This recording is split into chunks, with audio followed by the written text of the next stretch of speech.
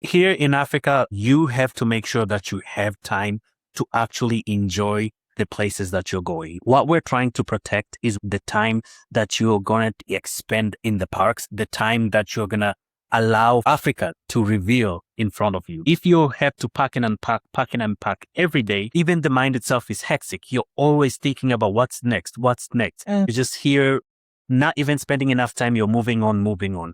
However, if you're able to spend at least 2-3 nights in one area, you feel more relaxed. You're more susceptible to actually receive what you're being able to see. You're just letting the wildlife reveal right in front of you.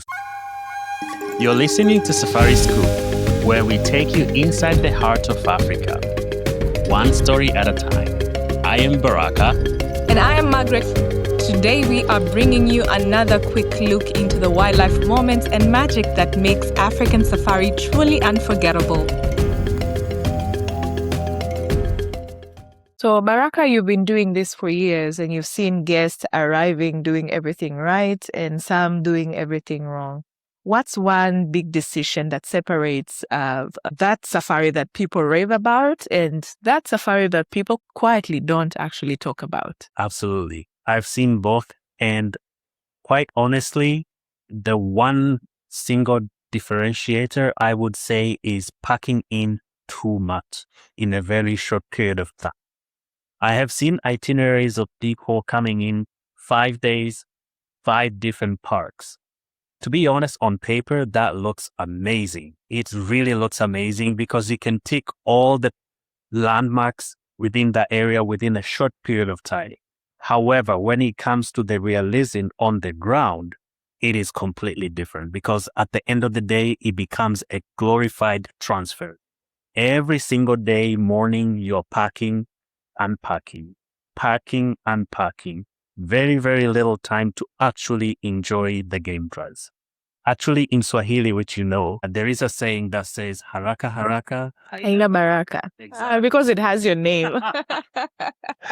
But it is Yeah. true. It is true. If Yeah. you're hurrying up, there's no blessing in it. Yeah. Here in Africa, you have to make sure that you have time to actually enjoy the places that you're going, because what we're trying to protect is we're trying to protect the time that you're going to expend in the parks, the time that you're going to allow for the Africa basically to reveal in front of you. Because if you have to pack and unpack every day, it's almost like even the mind itself is hectic. You're always thinking about what's next. So it feels like it's just thank you next. You're just here, not even spending enough time. You're moving on. However, if you're able to spend at least 2-3 nights in one area, you feel more relaxed. You're more susceptible to actually receive what you're being able to see, and you're just letting the wildlife reveal right in front of you. So then when you're on a lion sighting, you don't have to rush. You can spend hours there rather than 2 minutes and then you have to move on. So packing a lot within a short period of time, that is the one single thing that distinguishes between an impeccable safari to a meh safari. Yeah. So basically what you're saying is that it's not about ticking off, national park. Like I've done Manyara, I've done Serengeti, I've done Tarangire. It's all about making sure you actually get to spend time in those parks. Because rather than just going for a safari, there are other things you can actually enjoy. You can enjoy a campfire by night. You can enjoy the pool, the lodge that you're staying if it has a pool. Or you can just enjoy just the moments with the staff, with your guide and stuff like that. Absolutely. Yeah. And it's in those small moments that actually resonate quite a bit with a lot of our guests, because you feel relaxed, you feel settled.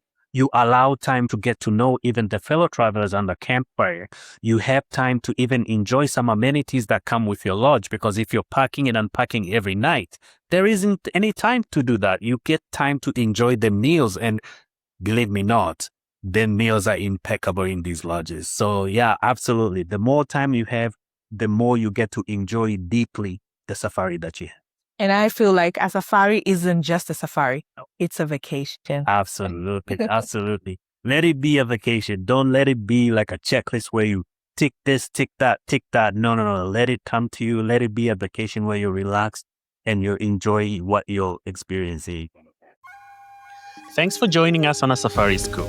If you enjoyed today's story, follow the podcast for more moments from the wild to vibrant cultures and stunning shores. Until next time, stay curious, Stay inspired, and keep Africa in your heart.